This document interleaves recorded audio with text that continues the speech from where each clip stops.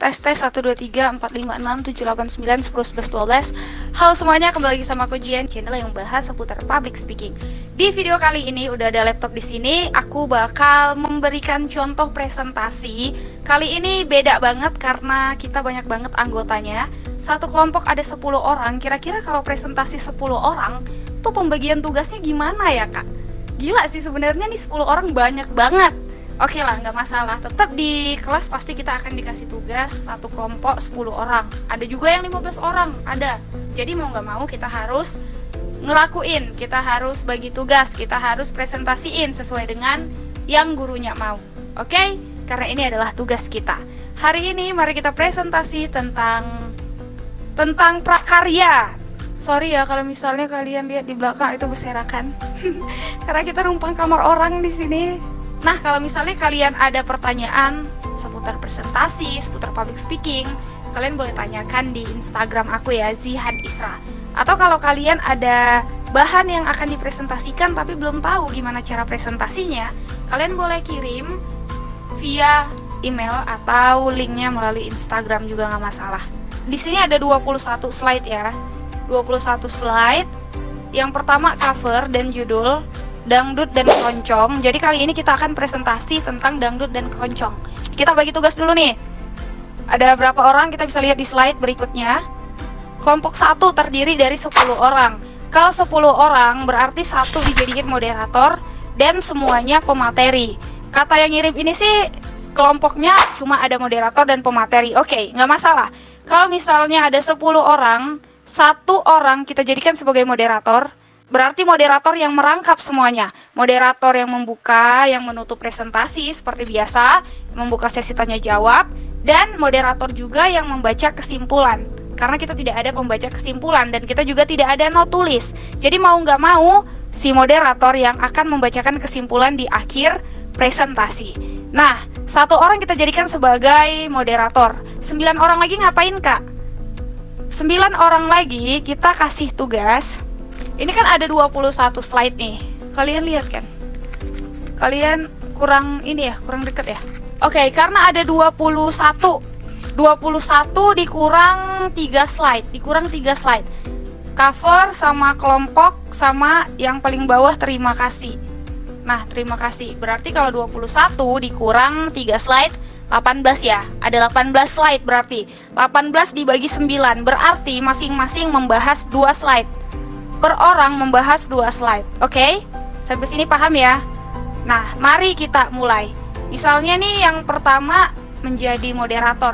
Aini Salwa menjadi moderator ya. Mari kita mulai. Seperti inilah contoh presentasi yang akan kalian lakukan di depan kelas dan di depan guru kalian. Jadi usahakan kalian untuk paham betul tentang materi kalian. Oke?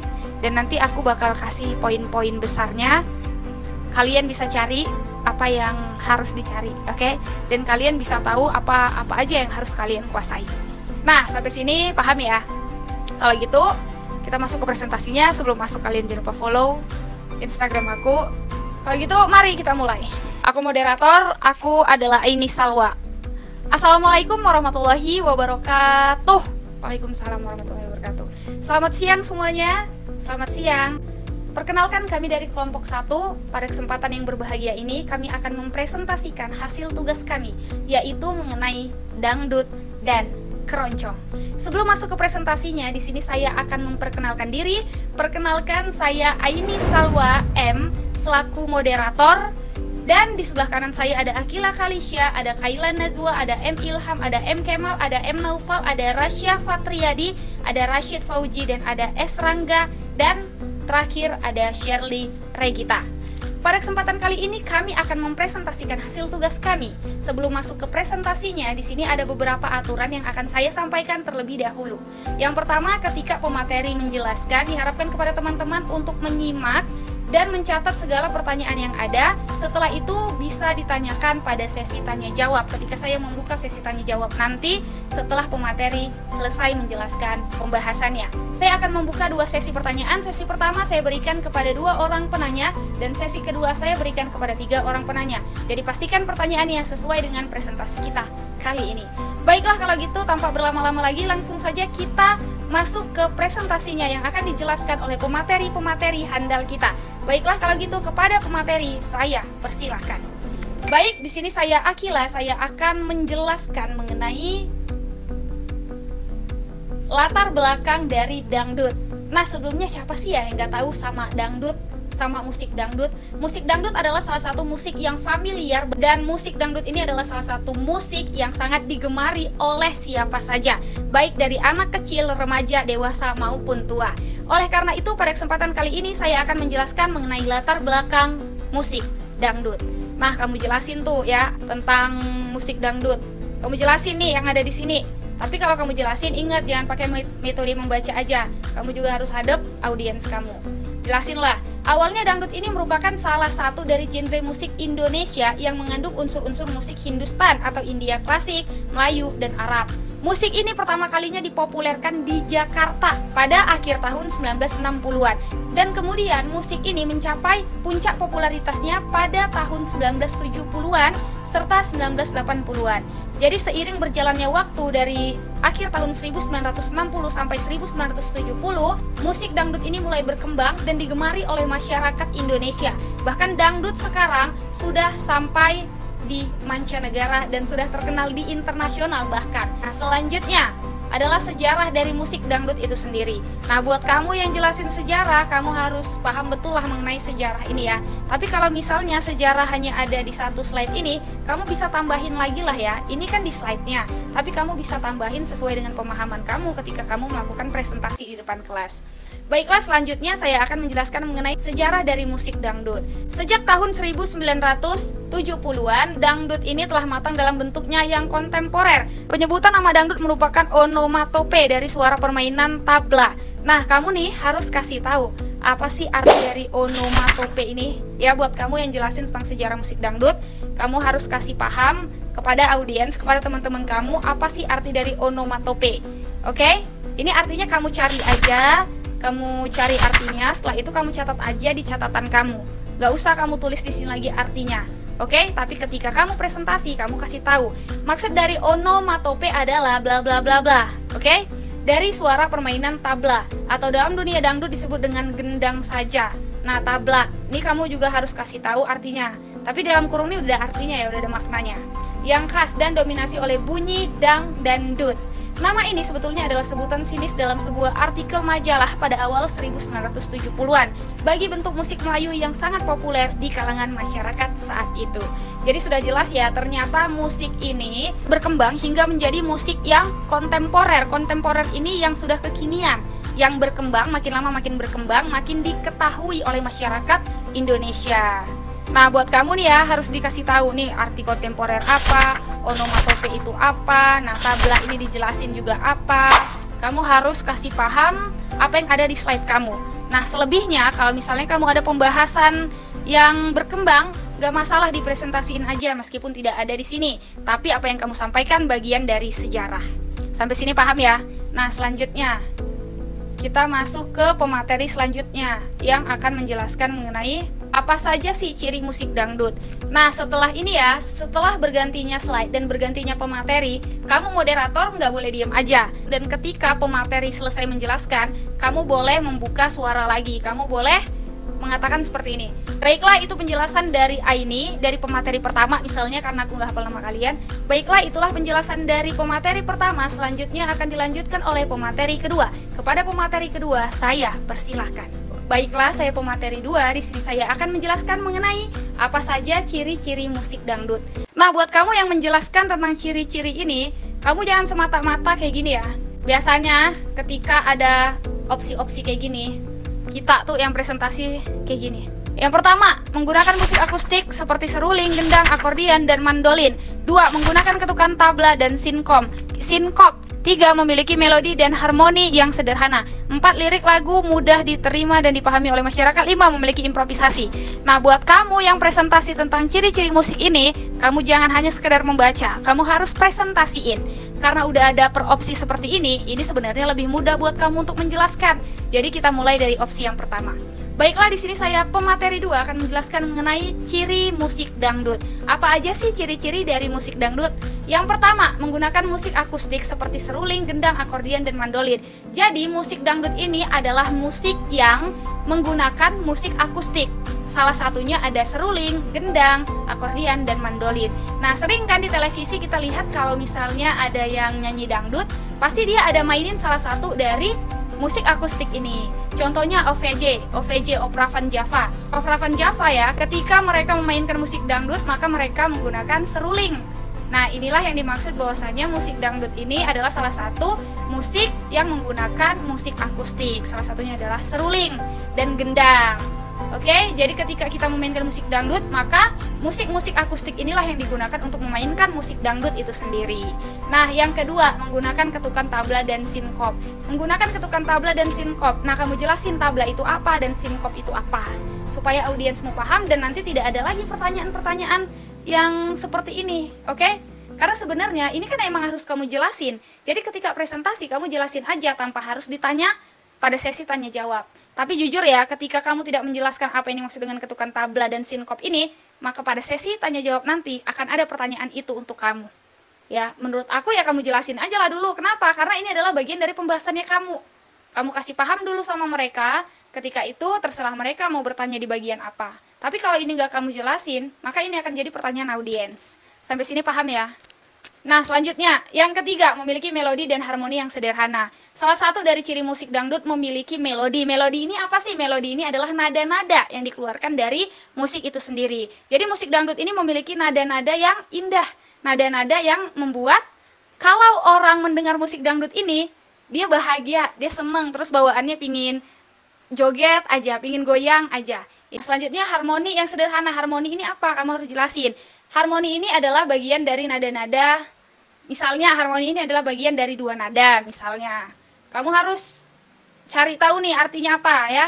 Makna dari melodi apa dan makna dari harmoni apa. Selanjutnya yang keempat.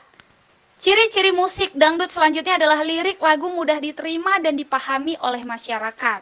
Nah, musik dangdut ini adalah salah satu musik yang lirik-liriknya itu mudah dipahami. Lirik lagu ini seperti rangkaian kata. Rangkaian kata kalau dalam musik itu yang kita lihat intro, chorus, outro itu adalah salah satu lirik lagu yang termasuk ke dalam lirik lagunya. Nah, rangkaian-rangkaian katanya seperti lagu Mungkinkah Kita Kan Selalu Bersama Walau Terbentang Jarak Antara Kita. Nah, ini adalah salah satu lirik lagu atau rangkaian kata.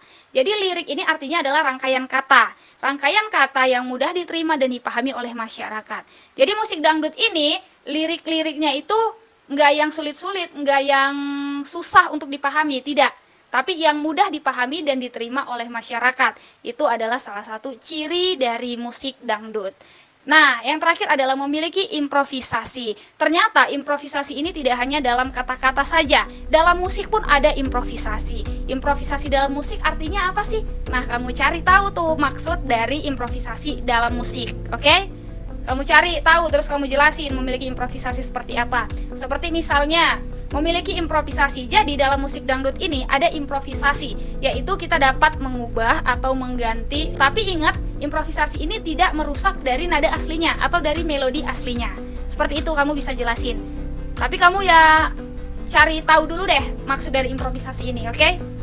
Nah, selanjutnya di awal tadi kita membahas mengenai latar belakang dari musik dangdut, sejarah, dan ciri-ciri dari musik dangdut. Selanjutnya adalah contoh-contohnya nih. Ada beberapa musisi dangdut dalam negeri yang sudah terkenal, bahkan terkenal di negara kita dan terkenal di mancanegara. Salah satunya adalah Elvy Sukaesih dengan judul lagu Sekuntum Mawar Merah. Jadi ketika kamu presentasi, kamu bikin asik presentasi kamu ya. Kamu presentasi jangan sekedar baca Elvy Sukaesih, Sekuntum Mawar Merah, Bunga Benang, Sumpah Benang Emas, Bosan Mengalah. Jangan gitu doang, oke? Kalau kamu tahu musiknya, ya kamu nyanyiin lah. Tapi sebenarnya kamu harus tahu loh, paling tidak di antara 3 judul yang kamu tunjukkan ini, 1 judul kamu harus tahu. Misalnya Sekuntum Mawar Merah. Nah, ini adalah lagu dangdut yang diciptakan oleh Elvy Sukaesih. Jujur sih sebenarnya saya suka loh sama lagu Sekuntum Mawar Merah. Tapi saya belum pernah aja dapat mawar merah. Pernah dulu waktu zaman sekolah, pernah lah. Nah, selanjutnya ada lagu dengan judul Sumpah Benang Emas. Yang ketiga, Bosan Mengalah. Kalau saya bosan hidup, gimana tuh ya? Selanjutnya adalah musisi yang tidak kalah terkenal. Siapa sih yang tidak kenal dengan Rhoma Irama? Salah satu ciptaan lagunya adalah Malam Terakhir, Keramat, dan Judi. Judi. Na na na na na na na. Judi. Nah, seperti itu lagunya. Ya, saya kurang hafal sebenarnya.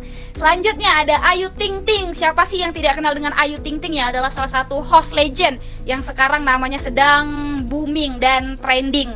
Salah satu judul lagunya adalah Alamat Palsu. Di mana, di mana, di mana. Nah, kamu kalau tahu lagunya kamu nyanyiin aja ya. Yang kedua, G-Boy Mujair. Yang ketiga, Sambalas Sambalas Sambalado, terasa sedap. Jujur sih ya, dari 3 judul ini saya tahu semua nih lagu-lagunya nih. Emang siapa sih yang nggak kenal sama Ayu Ting Ting? Udah cakep, penyanyi dangdut terkenal. Pokoknya udah nggak ada sih manusia yang sempurna ya, tapi udah keren banget lah ya. Nah, yang terakhir adalah kakak ini nih, Lesti Kejora. Siapa sih yang tidak kenal dengan Lesti Kejora ya, yang sudah diidam-idamkan sama masyarakat, tapi pada akhirnya dikecewain. Padahal dia terkenal dari tangan masyarakat, tapi akhirnya malah dia sendiri yang menjatuhkan fans-fansnya. Ya, itulah kakak Lesti Kejora. Pokoknya kamu presentasiin asik aja ya, kamu presentasiin asik, terus kamu presentasiin pembawaannya jangan kaku, karena kamu ini sebenarnya presentasi tentang prakarya, tentang seni kan. Selanjutnya, lagunya ada, salah satunya ada Kejora, ada cerita sama Ku Lepas Dengan Ikhlas.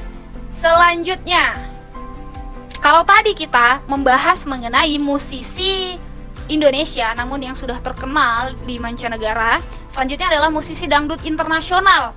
Nah, ternyata dangdut ini sudah go internasional. Salah satu penyanyinya ada Alina Salimgareva dari Rusia dengan lagu Pengen Kawin.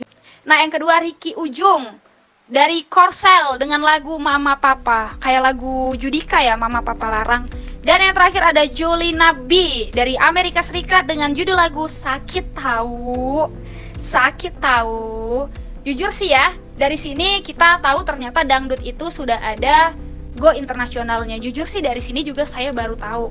Selanjutnya, kita akan membahas mengenai grup band dangdut. Dangdut ini tidak hanya dinyanyikan oleh solo, namun dangdut ini juga ada band-bandnya loh. Salah satunya ada Trio Macan. Siapa sih yang gak kenal sama Trio Macan ya?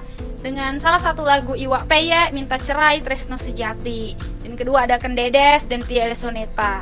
Nah, buat kamu nih kalau tahu lagunya dinyanyiin aja nggak masalah. Kalau misalnya pembahasan ini sudah ganti pematerinya, kamu moderator silahkan berdiri kembali dan persilahkan pemateri selanjutnya untuk menyampaikan bahan presentasinya ya.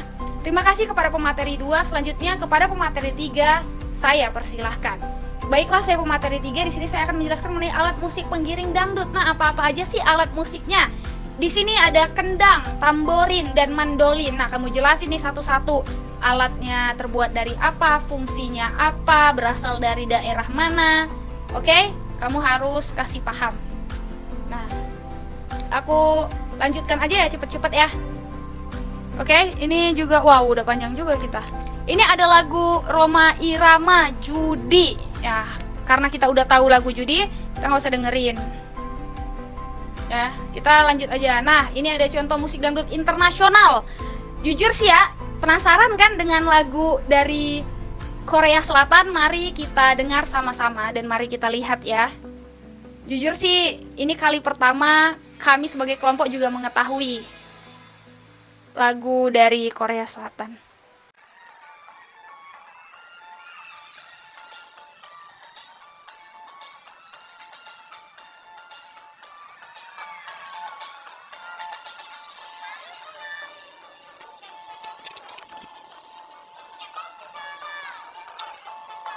Takut sih ini kena copyright, kalau kena copyright, aduh, kelar kuning lagi.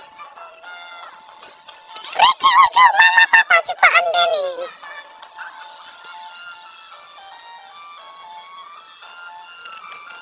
Jadi ketika mereka mendengarkan YouTube ini, kamu jangan kasih tunjukin sampai habis. Jangan, 1 menit atau 2 menit aja udah cukup. Oke, 1 menit aja ya, nanti kena copyright aku. Bahaya. ketika kamu memberikan contoh ini memang harus ditunjukin. Keren, ini sebenarnya presentasi. Ini sebenarnya slide presentasinya udah keren banget sih sebenarnya. Ya, udah keren banget. Ada contohnya juga, keren lah pokoknya. Tapi tinggal cara penyampaian kalian aja yang harus keren juga dong.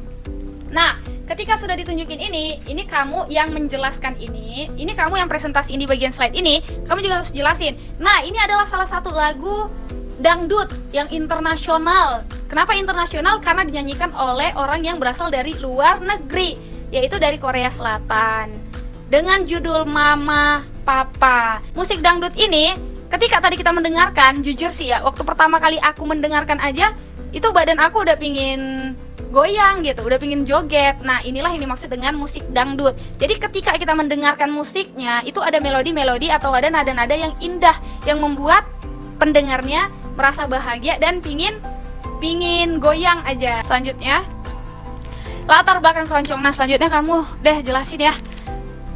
Kayaknya ini videonya terlalu panjang dan takutnya nanti kalau panjang-panjang kalian nggak nonton sampai akhir deh. Nggak enak kalau kalian nontonnya cuman separuh aja kan.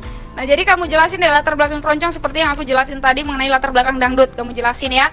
Jangan terpaku matanya di slide kamu, tapi fokus ke audiens juga. Ya, kalau nggak bisa fokus ke audiens, lihat sini sama lihat audiens, tapi jangan terpaku kemari, oke? Selanjutnya, sejarah keroncong. Nah, jelasin seperti yang aku jelasin tadi. Nah, ini ciri-ciri keroncong. Kamu jelasin ciri-cirinya. Ya, jangan asal dibaca, tapi dijelasin, dipresentasiin. Di sini bukan disuruh membaca. Nah, ini contoh orang-orangnya, oke? Ya, setidaknya di antara slide kamu tadi, kamu tuh harus tahu lah musiknya. Kalau misalnya kamu nggak tahu, ditunjukin aja, nggak apa-apa, ditunjukin dengan cara lihat YouTube bareng-bareng. Tapi jangan terlalu lama, nanti menghabiskan waktu ya. Nah, ini contoh grup bandnya dan ini alat-alat musik penggiring keroncong. Kamu jelasin tuh. Kamu jelasinnya jangan sekedar jelasin membaca ya. Ingat, gitar adalah salah satu alat musik yang dipetik, biola adalah salah satu alat musik yang digesek, seruling adalah salah satu alat musik yang ditiup dan menghasilkan suara. Ini berasal dari mana, ini asal dari mana, kamu jelasin itu. Ini fungsinya untuk apa, fungsinya untuk apa, fungsinya untuk apa, dijelasin. Dan ini teknik apa yang bisa dipakai, kamu jelasin juga ya. Kalau misalnya kamu tahu cara mainnya atau cara megangnya, nah, kamu bisa tunjukin bagaimana sih contoh mainnya. Dan kalau misalnya kamu ada alatnya di rumah, kamu bawa aja. Untuk apa? Untuk pendukung presentasi kamu. Kalau kamu bawa gitar, seruling, atau biola, salah satu dari sini, ini sudah membuktikan bahwasanya presentasi kalian itu benar-benar dipikirin, benar-benar diperhatiin. Karena kalian bawa salah satu contohnya. Kalian bawa salah satu alatnya. Siapa sih yang nggak punya gitar gitu ya? Di antara kalian 10 orang pasti ada yang punya gitar. Bawa aja gitarnya. Dan nanti kalian bisa contohin dengan cara memainkan musik keroncong dengan menggunakan gitar. Nah, kalau misalnya ada yang punya biola, keren banget tuh, dibawa aja. Atau seruling juga nggak masalah. Ya, intinya adalah kalian kasih contoh. Kalau misalnya udah ada contoh manual, kalian nggak perlu lagi dengerin ini. Oke, tapi kalau masih ada waktu nggak apa-apa didengerin. Tapi kalau udah kasih contoh sendiri, kasih contoh rame-rame misalnya, ada yang main gitar, terus ada yang nyanyi lagu keroncong, ya udah, itu udah keren banget. Dan terima kasih. Nah, ini adalah salah satu contoh presentasi, pandangan presentasi, dan gambaran presentasi yang bisa kalian lakukan di depan kelas kalian, di depan teman-teman kalian, dan di depan guru kalian. Kalau kalian presentasiin seperti yang aku sampaikan, aku yakin nilai kalian pasti bagus. Ingat, apapun yang aku saranin, mulai dari presentasi sampai selesai, ya, kalau kalian mau nilai kalian bagus, kalian ikutin aja deh apa yang aku sampaikan. Jujur deh ya, walaupun saran-saran aku sebenarnya biasa ya. Saran-saran aku biasa doang. Tapi kalau nggak kamu ikutin, berpengaruh lah. Berpengaruh, karena apa yang aku sampaikan sebenarnya itulah yang harus kamu sampaikan juga ketika presentasi, oke? Presentasi seperti ini loh yang bisa kamu lakukan di depan kelas kalau kamu mau nilainya bagus presentasinya, oke? Ini saran dari aku. Kalau nggak diterima juga nggak masalah, karena setiap kita punya pendapat dan punya cara masing-masing, punya cara tersendiri, oke? Tapi kita bisa belajar dari orang lain kok. Belajar dari cara presentasi aku, semoga presentasi kamu lebih baik di sana. Dan beginilah cara presentasi atau gambaran presentasi yang bisa aku sampaikan sama kamu yang akan presentasi. Dan ingat, ketika presentasi jangan terfokus pada slide. Jujur sih, ini bahan kamu udah bagus banget, dan kalian udah keren banget. 10 orang dengan slide 21 itu menurut aku udah pas banget. Jadi kalian tinggal bagi aja 2 slide tanpa tidak ada rasa tidak adil lagi ya, karena emang udah pas banget, udah keren banget. Dan slide-nya ini, PowerPoint-nya ini keren banget. Aku nggak tahu siapa yang bikin, siapa yang buat, tapi ini keren banget sebenarnya. Nah, kalau aku aja jadi gurunya, ini PowerPoint kalian udah bagus banget. Jadi nilainya udah bagus, nilai PowerPoint-nya udah bagus, nilai kelompoknya udah bagus, tapi nggak tahu nih gimana cara presentasi kalian. Cara presentasi kalian itu tergantung di depan kelas, tergantung dengan cara penyampaiannya kalian. Jadi pastiin ketika presentasi kalian benar-benar menguasai bahan dan materi. Oke, kalau gitu aku Jihan, sampai di sini dulu video kita kali ini. Makasih yang udah nonton video ini. Thank you, so goodbye, stylist positif. Semoga kalian bahagia, dan kalau misalnya ada kekurangan di presentasi aku kali ini, mohon dimaafkan ya, karena aku adalah makhluk apaan. Oke, kalau gitu aku tutup videonya. Thank you, so goodbye, stylist positif. Jangan lupa follow Instagramku Jihan Isra, dan jangan lupa like, comment, subscribe di video kali ini buat kamu ya, Nisa. Semoga kamu share ke 9 orang teman kamu. Oke? Kalau gitu aku Jihan undur diri. Terima kasih atas segala perhatian, mohon maaf atas segala kekurangan. Wabillahi taufiq wal hidayah. Wassalamualaikum warahmatullahi wabarakatuh. Bye bye.